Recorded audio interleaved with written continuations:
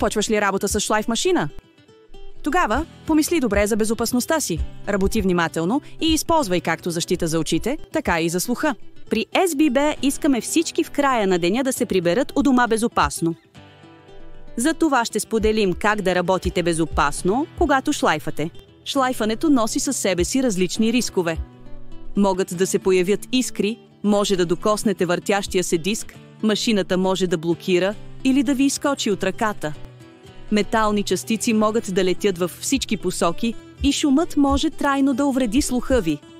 Gebruik daarom altijd de juiste очна и слухова защита. При шлайфане винаги използвайте защитни очила с общ вид. Обикновените защитни очила предлагат твърде малко защита. Искри и метални частици могат да достигнат до очите ви отстрани. Защитните очила с широко зрително поле прилягат по-добре към лицето ти и защитават цялата област около очите. Затова се уверете, че очилата са чисти и вашето зрение остава ясно. Използването на защита за слуха е задължително по време на шлифоване. Високите нива на шум могат да причинят постоянна увреда на слуха. Колкото по-високо е нивото на шума, толкова по-бързо и по-голяма увреда на слуха може да получите. От 80 децибела е необходимо да се използва защита за слуха, а от 85 децибела е задължително.